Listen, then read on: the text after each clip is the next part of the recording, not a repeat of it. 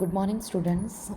सो आज जो है वो हम इम्पॉर्टेंट जो बोर्ड एग्ज़ामिनेशंस के टॉपिक हैं वो हम क्विक सीरीज़ में जो है वो कंप्लीट करने वाले हैं, जो आपके बोर्ड एग्ज़ामिनेशन में बहुत ही इम्पॉर्टेंट है, वो पूछे जा सकते हैं। वही हम यहाँ पे जो है वो टॉपिक को हम टच करने वाले हैं। तो ये जो टॉपिक है, जो 2 से 3 टॉपिक ही हम यहाँ पे डिस्कस करेंगे। This is a topic of ancient India architecture and sculpture, जो आपका चैप्टर नंबर 3 है, उसका ये जो है वो टॉपिक है। तो डेफिनेशन जो है वो पूछी जा सकती है 1 मार्क में स्कल्पचर या आर्किटेक्चर की।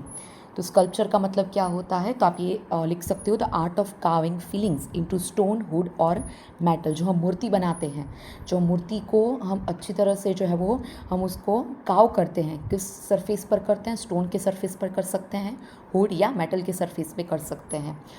किन की मदद से कर सकते हैं, तो यहाँ पे टूल्स जो है वो चीज़ल और हैमर का जो है वो यहाँ पे यूज़ होता है। सेकेंड डेफिनेशन है वो है आर्किटेक्चर का। आर्किटेक्चर को हम स्थापत्य जो है वो कहते हैं। इनका मतलब क्या होता है कि हम बिल्डिंग्स कैसे बनाते हैं, टाउन्स, टेम्पल की प्लानिंग कैसे करते हैं, तो वो भी एक साइंस है, वो भी एक आर्ट है। अगर आप देखोगे कि जो टेम्पल्स होते हैं जैसे कि बृहदेश्वर टेम्पल, राइट, फिर मीनाक्षी टेम्पल, या कोई बिल्डिंग है जैसे कि रेड फोर्ट है, पार्लियामेंट है, राइट, टाउन्स है, इंडस्ट्रियल टाउन होता है, या फिर कोई बिग सिटीज़ होती है, तो उसका लेआउट कैसा होता है, तो वो जो आर्ट है, वो जो साइंस है, उसको हम कौन से कैटेगरी में डालते हैं, आर्किटेक्चर की कैटेगरी में डालते हैं। एशियंट इंडिया में जो पर्सन जो आर्किटेक्चर पे जो है उन्होंने लाइक महारत हासिल की होती है, it is known as a स्थापति। So this is a very important definition जो पूछी जा सकती है। ये क्वेश्चन भी आपके एग्जामिनेशन में पूछा जा सकता है कि tell me the Asian town planning with respect to Indus valley. तो आपने ऑलरेडी आपके चैप्टर में पढ़ तो लिया होगा कि इंडस वैली क्या था। तो Indus valley was first urban town of the ancient India. तो ये वर्ल्ड की जो फर्स्ट प्लांट सिटी थी, जो 2 थी, एक थी मोहनजोदारो और दूसरा था हड़प्पा। आपको पता है मोहनजोदारो है वो right now it is present in the Pakistan, and Harappa भी वहाँ पे ही है, प्रेजेंट डे पाकिस्तान में है। तो वो आपको पता होना चाहिए कौन सी रिवर के किनारे पे ये मोहनजोदारो है और हड़प्पा है। टाउन लेआउट आपका पता होना चाहिए, आप वहाँ पे ऐड कर सकते हो। अपर टाउन जो है, जिसको हम सिटाडल कहते हैं, which is a fortified area, जो रूलर्स जिस एरिया में रहते थे। अगर आप यहाँ पे इमेजेस में भी देख सकते हो, जो अपर टाउन है, जो आपको जो ऊपरी की तरह जो आपको वहाँ पे फोर्ट जैसा जो एरिया देखने को मिलता है, उसको हम सिटाडल कहते हैं, जहाँ पे रूलर्स लोग जो है वो रहते होंगे, ऐसा माना जाता है। और जो लोअर टाउन है, वहाँ पे कॉमन सिटीजन्स जो हैं वो रहते थे। तो वो आप यहाँ पे टाउन लेआउट जो है वो लिख सकते हो। अगर आपको टाउन प्लानिंग के बारे में आपको 3 से 4 मार्क में क्वेश्चन जो है वो पूछा जा सकता है। फर्स्ट आप ये अपर टाउन लोअर टाउन के बारे में लिख सकते हो। दूसरा आप ये भी लिख सकते हो कि जो हाउसेस जो थे वो बड़े ही ऊंची सतह पे, मतलब हाई प्लेटफॉर्म पे जो है बनाए जाते थे, जिसकी वजह से बाढ़ जो है उससे हमें प्रोटेक्शन मिल सके। क्योंकि ज़्यादातर अगर आप देखोगे ये जो सिटीज़ जो थे मोहनजोदारो हड़प्पा के, वो नदी के किनारे थे। It was situated on the banks of the river. तो बाढ़ की जो है वो समस्या रहती थी, तो उससे बचने के लिए वो हमेशा हाई प्लेटफॉर्म पे जो है वो रहते थे। देखो ये टाउन का जो प्लानिंग है आप देख सकते हो, जो रोड्स हैं उनके बारे में आप लिख सकते हो। वेल जो हैं, वेल्स होते थे वहाँ पे।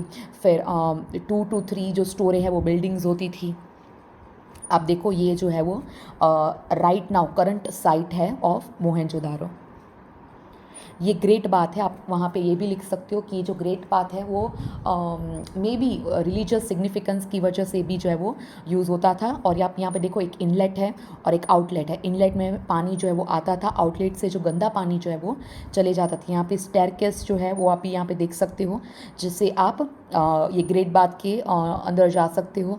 फिर आपने साइड में यहाँ पे देख सकते हो छोटे छोटे बिल्डिंग्स जैसे हैं, वो एक्चुअली रूम्स थे which were located near the Great bath.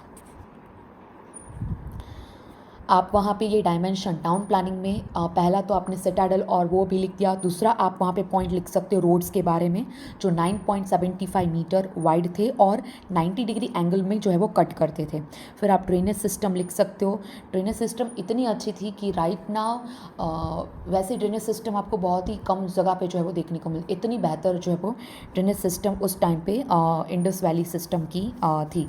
हर एक घर पे आपको सीसपुल उस टाइम पे आपको देखने को मिला। मैं आपको बात बात कर रही हूँ अराउंड 2500 BCE, उस टाइम के मैं आपको यहाँ पे बात कर रही हूँ।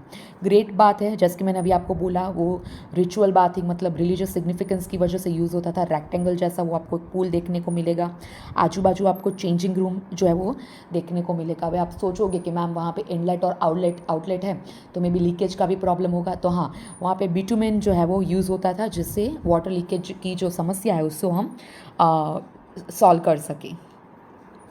So this is the questions can be asked in your board examination.